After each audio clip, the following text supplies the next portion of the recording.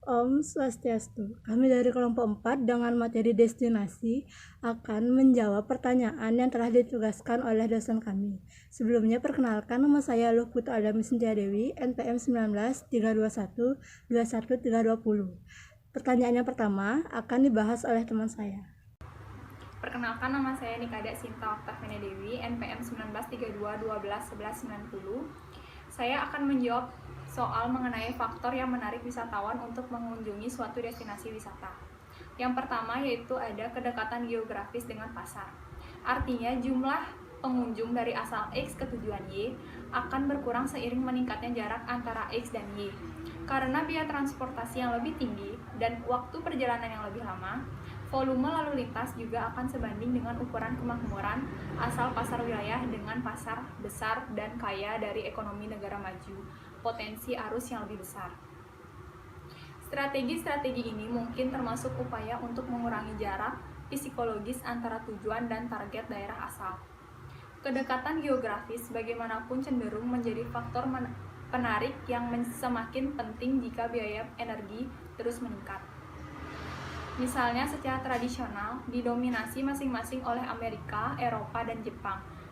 Hubungan jarak keseluruhan juga terlihat jelas dalam pola perjalanan keluar Australia. Dengan 8 dari 10 tujuan teratas di tahun 2007 dan 2011 beralokasi di Oceania atau Asia, perubahan dalam peringkat selama interval 5 tahun ini juga membuktikan volatilitas pola-pola tersebut. Meskipun tidak terlihat jarak atau efek keseluruhan juga mempengaruhi perjalanan keluar Australia ke Amerika Serikat, di mana sebagian besar kunjungan terkonsentrasi di negara-negara Pasifik dan Barat Hawaii, California, dan Nevada atau negara bagian tempat Las Vegas berada. Untuk mengejar strategi seperti lebih banyak pemasaran agresif yang akan membantu mengimbangi efek ini. Yang kedua yaitu ada aksesibilitas ke pasar. Aksesibilitas struktural mengacu pada ketersediaan dan kualitas hubungan transportasi seperti jalur udara, jalan raya, dan jalur dalam wilayah transit. Dalam fasilitas gerbang seperti pelabuhan dan bandara di dalam daerah tujuan dan daerah asal.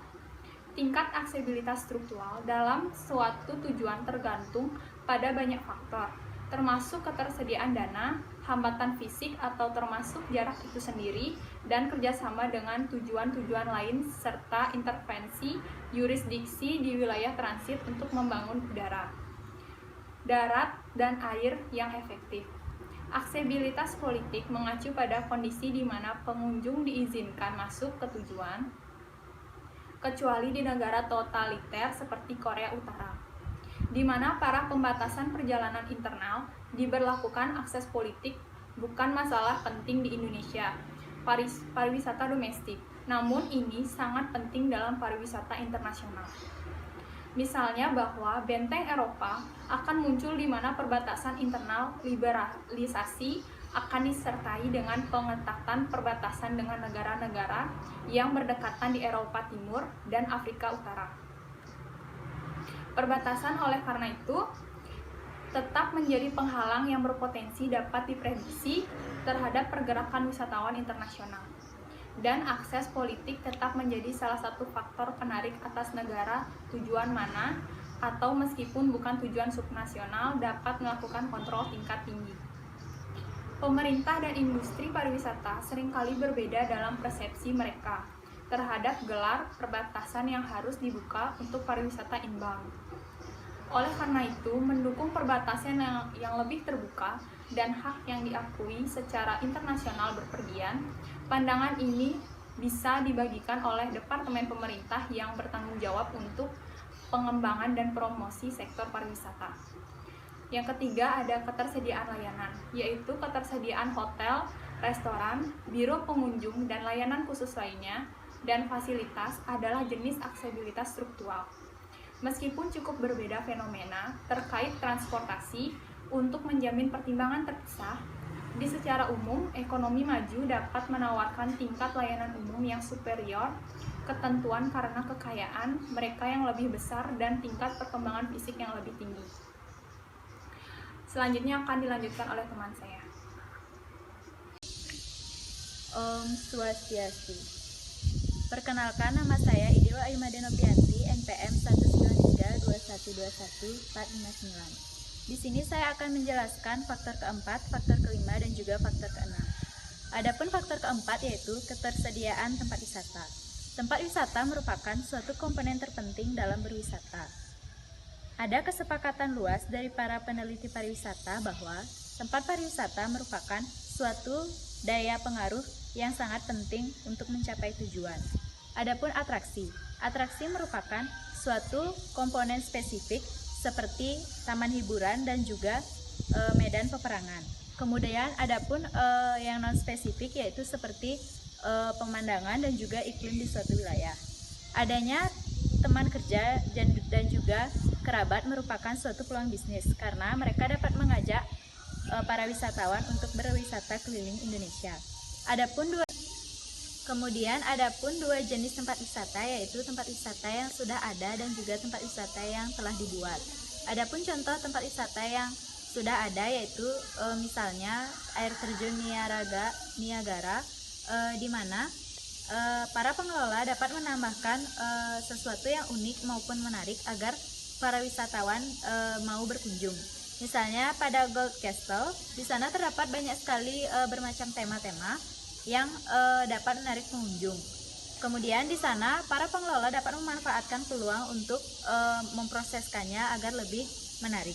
Kemudian adapun contoh tempat wisata yang telah dibuat yaitu misalnya dibuatnya Disneyland di Korea yang mengandung banyak festival sehingga di sana banyak sekali terdapat orang berwisatawan. Kemudian adapun faktor kelima yaitu adanya hubungan budaya dan spiritual. Keinginan untuk mencari tempat eksotis dan juga asing telah menjadi motivasi para wisatawan untuk berkunjung. Namun tidak hanya itu, adanya agama, bahasa, dan budaya yang sama juga mengakibatkan banyak wisatawan untuk berdatangan. Karena faktanya, para wisatawan akan lebih nyaman dan lebih suka berwisata ke tempat-tempat yang sama dengan negara asalnya. Kemudian adapun faktor keenam yaitu keterjangkauan. Pengurangan biaya menghasilkan peningkatan kunjungan wisatawan. Karena jika sudah menemukan tempat wisata yang rendah, maka mereka akan berlomba-lomba untuk berwisata. Misalnya negara Amerika senang berkunjung ke negara Indonesia, Malaysia, dan juga Thailand karena nilainya lebih rendah sehingga dapat dikatakan keterjangkauan dan lebih murah untuk pengeluaran yang dikeluarkan oleh negara Amerika tersebut. Faktor yang ketujuh, ada kedamaian, stabilitas, dan keamanan. Pasar wisata sensitif terhadap saran ketidakstabilan sosial atau politik dalam tujuan mengingat sifat konsumsi atau tempat yang melekat pada pariwisata, yaitu konsumen harus melakukan perjalanan produk untuk terlibat dalam konsumsinya. Dengan demikian dan tidak mengherankan, penurunan signifikan dalam kedatangan wisatawan terjadi selama periode perang atau konflik lainnya. Salah satu konsekuensinya adalah proporsi tamu domestik di Indonesia, hotel-hotel yang meningkat dari 53% pada September tahun 2000 menjadi 86% pada bulan Maret tahun 2002. Efek negatif dari perang terhadap pariwisata apalagi tidak selalu terbatas pada zona perang atau periode konflik aktual. Penurunan kecil pada semua kumulatif internasional kedatangan stayover selama tahun 2003. Misalnya, sebagian besar disebabkan oleh ketidakpastian global yang terkait dengan pendahuluan dan setelah invasi Irak atau Amerika Serikat. Terorisme yang diarahkan oleh pariwisata, penargetan wisatawan, dan fasilitas pariwisata yang disengaja oleh teroris semakin meningkat. Tren yang mengganggu telah dihasilkan dari beberapa faktor. Demikian pula pengeboman 2 klub di Bali tahun 2002 oleh radikal muslim yang menewaskan 200 orang dan melukai 300 lainnya. Memiliki efek yang diinginkan berkurang sementara tingkat hunian hotel dari 75 hingga 10% di beberapa bagian pulau. Serangan-serangan terhadap orang asing ini dijamin untuk menghasilkan publisitas dan liputan media yang dicari oleh terorisme kelompok, sementara turis dan fasilitas wisata menjadikan sasaran mudah dan hemat biaya dibandingkan dengan situs militer dan politik yang lebih aman dari serangan teroris. Faktor yang sangat penting adalah kawasan pariwisata ke beberapa daerah terpencil dari pinggiran kesenangan di mana kelompok-kelompok pemberontak dan teroris sudah didirikan dan di mana sulit untuk memastikan keamanan pengunjung. Masalah keamanan pribadi lainnya, di luar kekuatan tingkat makro perang, kerusuhan, dan terorisme, kelangsungan tujuan adalah dipengaruhi oleh sejauh mana wisatawan mempersepsikan tempat untuk menawarkan tingkat keselamatan pribadi yang tinggi dalam hal kesehatan dan kesejahteraan sehari-hari. Khususnya tsunami tahun 2011 di Fukushima, Jepang, menghasilkan peningkatan tingkat kekhawatiran risiko di antara para tamu hotel di Thailand. Meskipun ada perbedaan geografis antara kedua lokasi, kematian, cedera wisatawan terkait dengan kecelakaan lalu lintas dan lainnya juga dapat menghasilkan pasar negatif untuk mendorong beberapa tujuan dan mengajar strategi yang berusaha untuk meminimalkan kejadian mereka. Gambaran seperti itu sangat penting dalam kebijaksanaan untuk pariwisata seperti liburan rekreasi, di mana tujuan tidak ditentukan oleh pertimbangan bisnis atau sosial. Dengan demikian, penelitian citra dalam studi pariwisata secara tradisional berfokus pada kesadaran pasar dan evaluasi destinasi dan tujuan. Produk sebagai sarana menginformasikan upaya pemasaran. Hasil dari penelitian ini sering menyebabkan manajer tujuan memanipulasi simbol dan promosi publik mereka untuk meningkatkan citra pasar mereka. Faktor ke-9 ada kebijakan pro pariwisata. Di luar pengaruh aksesibilitas politik seperti yang dijelaskan sebelumnya, efek tarikan destinasi dapat dipengaruhi secara positif oleh pengenalan dan penguatan kebijakan pro-turisme. Tindakan pro-pariwisata lain tersedia untuk pemerintah termasuk penciptaan tanam lintas batas yang mendorong aliran lintas batas turis, pengurangan atau penghapusan pajak dan bea terkait pariwisata adalah hal lain pilihan, namun kemauan pemerintah untuk memulai insentif keuangan adalah biasanya dibatasi oleh keinginan serentak untuk memaksimalkan pendapatan yang diperoleh dari sektor pariwisata. Om Swastiastu. Saya Irma Putri Anggraini, NPM 19321210623. Baik, di sini saya akan menjawab dan menjelaskan mengenai pertanyaan nomor 2. Yaitu, jelaskan bagaimana profil pariwisata di kawasan berikut, dan faktor apa yang menarik wisatawan untuk berwisata ke daerah tersebut. Yang akan saya jawab yaitu dari negara Eropa dan Asia Pasifik. Yang pertama yaitu Eropa. Sejauh ini Eropa masih merupakan daerah tujuan yang paling besar perpaduan antara ekonomi maju dan berkembang. Faktor dan daya tarik wisata semuanya diartikulasikan dengan baik di wilayah ini. Contohnya, negara-negara berpenduduk padat, membuat perjalanan internasional nyaman dan terjangkau. Infrastruktur darat dan udara yang sangat baik memfasilitasi lalu lintas melalui perbatasan yang semakin terbuka. Layanan turis dan non-turis umumnya sangat baik dan beragam atraksi mulai dari peluang sejarah dan budaya yang luar biasa, hingga wisata alam dari pantai Mediterania, hutan boreal Skandinavia, dan pegunungan Alpen. Secara geografis, kualitas dan intensitas pariwisatanya paling jelas di Eropa Barat. Eropa Timur lebih kompleks dengan negara-negara bekas blok Soviet seperti Polandia, Republik Ceko, dan Hongaria. Selanjutnya yaitu Asia Pasifik. Yang pertama ada Asia Timur Laut. Hampir 3/4 dari pemasukan Cina dan Hong Kong bersama-sama mendominasi pasar. Sebagian besar Tiongkok sekarang dapat diakses oleh wisatawan asing, kecuali untuk beberapa daerah di dekat perbatasan internasional dan situs militer, serta bagian dari Tibet dan Xinjiang, di mana ketegangan etnis telah meningkat dalam beberapa tahun terakhir. Namun demikian, pariwisata masuk tetap terkonsentrasi di kota-kota timur seperti Shanghai, Beijing, dan Shenzhen. Cina memiliki keunikan karena sebagian besar wisatawan yang datang adalah teman sebangsa atau penduduk etnis di Taiwan, Hong Kong dan Macau. Yang kedua ada Asia Selatan Timur. Pola wilayah internal beragam. Malaysia, Singapura, dan Thailand menampilkan sektor pariwisata yang paling maju dan beragam. Sementara Kamboja dan Laos tetap berada dalam fase baru jadi. Yang ketiga ada Australia atau Pasifik Selatan atau Oceania. Pariwisata internasional di Oceania terhambat oleh keterpencilan dari sumber pasar utama. tetapi difasilitasi oleh daya tarik wisata yang tinggi. Namun, citra wilayah telah dirusak oleh ketidakstabilan di Fiji dan Kepulauan Solomon, serta kejahatan yang terus-menerus tinggi di beberapa bagian Papua Nugini. Oceania adalah sebuah subregion dari pinggiran yang menyenangkan di mana hubungan politik dan ekonomi yang bersejarah dan kontemporer sebagian besar menentukan sifat sistem pariwisata lokal Guam. Misalnya, didominasi oleh turis Jepang dan Amerika, Kaledonia Baru oleh pengunjung Prancis, dan Kepulauan Cook oleh Selandia Baru. Australia yang berpengaruh dalam sistem pariwisata di beberapa destinasi oseanik, termasuk Papua Nugini, Fiji, dan Vanuatu. Yang terakhir ada Asia Selatan. Asia Selatan adalah kawasan wisata masuk yang paling kurang terwakili dibandingkan dengan penduduk Jepang. Dengan hampir seperempat penduduk dunia, tetapi hanya lebih dari 1% dari wisatawan yang datang. Citra tujuan wilayah yang negatif, jaringan layanan dan fasilitas yang belum sempurna, kemiskinan yang meluas, dan jarak dari pasar-pasar utama adalah semua faktor yang berkontribusi terhadap defisit ini. Namun, kepariwisataan berkembang di Maladewa, serta di negara bagian India, Goa, dan Kerala. Materi untuk yang selanjutnya akan dibahas oleh teman saya.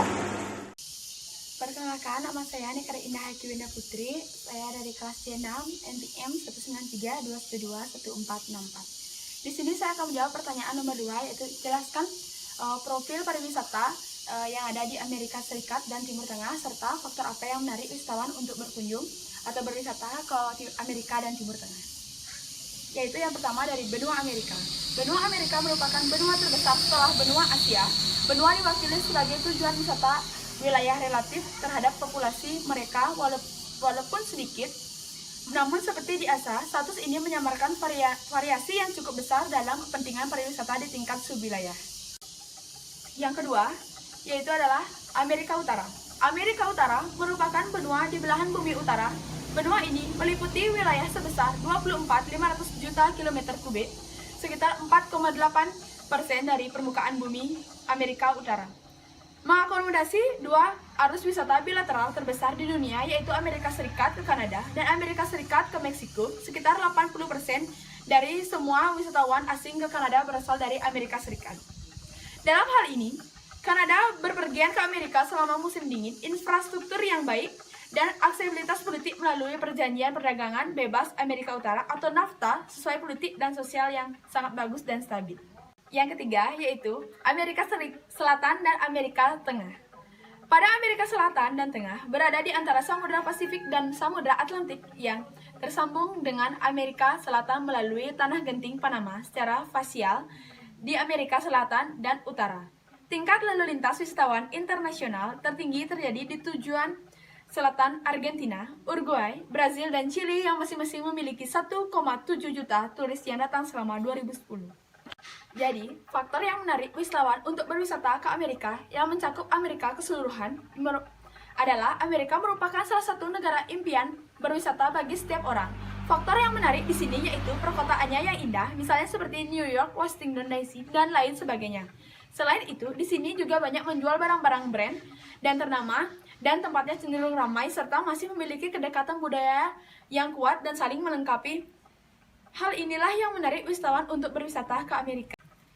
Yang kedua yaitu adalah profil dari Timur Tengah. Timur Tengah terwakil sebagai daerah tujuan, namun seperti yang kita telah lihat dengan semua daerah lain, fakta ini mengaburkan pola variabilitas internal yang dramatis, misalnya Mesir dan Yordania. Memiliki industri pariwisata yang relatif kuat, sektor pariwisata Saudi yang kuat hampir terdiri seluruhnya peziarah muslim yang mengunjungi Mekah dan situs suci lainnya yang terkait dengan Islam. Faktor yang menarik dari Timur Tengah yaitu negara yang ada di Timur Tengah, misalnya Mesir dan Yordania, memiliki industri pariwisata yang relatif kuat, sektor pariwisata Saudi yang kuat hampir terdiri seluruhnya peziarah muslim yang mengunjungi Mekah dan situs suci lainnya yang terkait dengan Islam. Sebaliknya, pariwisata rekreasi internasional bersifat embrionik di Yaman dan Libya dan hampir tidak ada di Irak dan Suriah, misalnya seperti Seraya Museum, yang banyak menarik perhatian wisatawan karena terletak di bangunan bersejarah yang dikenal sebagai Red Castle. Nama saya Heni Ai Febrianti, NPM 19321215524. Di sini saya akan menjawab pertanyaan profil pariwisata di kawasan Afrika dan Australia. Afrika sebagai wilayah menampilkan perubahan yang tinggi antara bagian populasi dan bagian menginap. Representasi yang kurang ini dapat dipertanggungjawabkan oleh citra negatif yang terus-menerus dari Afrika di pusat wisatawan. Kendala nilai tukar mata uang asing, ketidakstabilan politik kronis, kurangnya tenaga kerja terampil untuk mengembangkan industri, dan kerangka kerja kelembagaan yang efektif. Jarak dari pasar utama, persaingan dan peluang campur tangan yang lebih stabil, infrastruktur yang belum sempurna, dan kepedulian terhadap keselamatan pribadi karena tingkat kejahatan yang tinggi dan penyebaran infeksi yang luas seperti HIV dan AIDS. Afrika serupa dengan Amerika Selatan dan Tengah, dicirikan oleh pola yang condong distribusi spesial yang mendukung utara ekstrim, misalnya Tunisia dan Maroko, dan selatan ekstrim, misalnya Afrika Selatan dan Botswana. Meskipun ketidakstabilan politik kronis di Zimbabwe terus mengancam citra pasar Afrika Selatan yang relatif positif pada 2013. Pariwisata di utara didorong oleh motivasi 35 wisatawan dan Eropa, sementara sumber intraregional mendominasi selatan. Afrika Tengah dan Barat adalah tujuan kecil untuk kedatangan wisatawan internasional yang mewujudkan faktor-faktor yang menghalangi. Meskipun beberapa negara ini menunjukkan bukti pertumbuhan pariwisata, negara bagian Afrika terbesar dalam hal menginap masuk. Afrika Selatan mengelola peringkat global yang merupakan perangkat ketiga pada tahun 2010, hanya memiliki dari 8 juta kedatangan. Australia. Pasar Australia dari masuk global terus meningkat, stabil dari 0,5% pada tahun 1965 ke puncak 0,72% pada tahun 2000. Ini peringkat di posisi ke-37 pada 2010, naik dari ke-40 pada tinggi pada akhir 1980-an, mewakili tidak hanya kondisi yang baik di ekonomi pasar utama. Penurunan selanjutnya harus ditafsirkan setidaknya sebagian sebagai korupsi atau normalisasi penerimaan pengunjung setelah peristiwa-peristiwa besar ini. Efek yang sama setelah Olimpiade Sydney tahun 2000, sementara fluktuasi berikutnya mencerminkan kerentanannya sebagai tujuan jangka panjang dengan mata uang yang tidak stabil. Selandia Baru mempertahankan pangsa pasar yang dominan dan terus tumbuh meskipun populasinya kecil. Sementara penurunan Jepang dan kenaikan yang bersamaan dari Tiongkok serta yang masuk ke Australia adalah kelompok yang low profile tetapi tetap stabil. Negara-negara Asia yang meliputi adalah Singapura, Malaysia, dan Korea Selatan. Internal. Pada kenyataannya, distribusi spesial pariwisata di negara-negara juga cenderung tidak merata. Ketidaksetaraan subnasional ini terbukti bahkan di destinasi pinggiran kecil yang menyenangkan seperti Zanzibar atau Tanzania, di mana akomodasi pariwisata terkonsentrasi di lokasi tepi laut atau ibu kota. Konsentrasi perkotaan yang besar juga cenderung menampung sebagian besar sektor pariwisata suatu negara ini karena status mereka sebagai gateway internasional. Pinggiran perkotaan dan pedesaan menambah kompleksitas pada pola distribusi internal adalah meningkatnya konsentrasi kegiatan pariwisata di pinggiran kota, pedesaan, atau pinggiran. Konsentrasi kegiatan pariwisata di pinggiran kota atau pedesaan atau pinggiran. Transisi yang menggabungkan karakteristik perkotaan dan pedesaan, dan manfaat dari kedekatan dengan charge. 3 karakteristik berbeda yang memerlukan pertimbangan manajemen khusus, yaitu 1.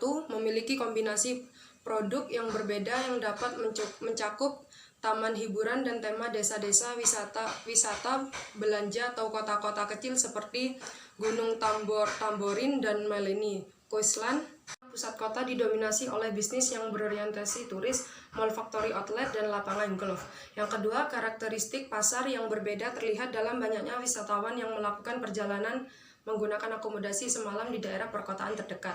Dan di hadapan hyperdestination, biasanya desa-desa wisata berbelanja, di mana kedatangan wisatawan secara dramatis melebihi jumlah penduduk lokal. Yang ketiga, manajemen pariwisata eksurban dipersulit oleh kenyataan bahwa zona ini secara intern tidak stabil dalam transisi dan ditandai oleh konflik di antara beragam yang sangat kompleks ini. Australia tidak terkecuali pada pola universal konsentrasi spesial. Di tingkat negara bagian New South Wales, Queensland, dan Victoria bersama-sama menyumbang 3 dari semua pengunjung domestik dan dengan masuk malam. Dengan penyebaran yang agak lebih besar terlihat di sektor domestik karena tingginya insiden lalu lintas bisnis dan VFR. Jika dipertimbangkan pada tingkat 76 kawasan pariwisata resmi di Australia, tingkat konsentrasi sebenarnya menjadi lebih jelas. Wilayah teratas menyumbang 75% dari semua 75% dari semua akomodasi kamar malam di Australia atau gabungan domestik dan masuk selama kuartal September 2012. Selain itu, hanya dari daerah-daerah utama dan wilayah ibu kota Australia dan Central New South Wales yang non-pesisir. Sydney dan Melbourne bersama-sama menyumbang hampir 1 dan 3 kamar yang ditempati selama periode itu. Sekian dari kelompok kami, terima kasih. Itulah hasil jawaban dari kelompok kami. Apabila ada kesalahan maupun kekurangan dari jawaban tersebut, kami mohon maaf. Sekian dari presentasi kami tutup dengan Prama Santi. Om Santi Santi Santi Om. Terima kasih.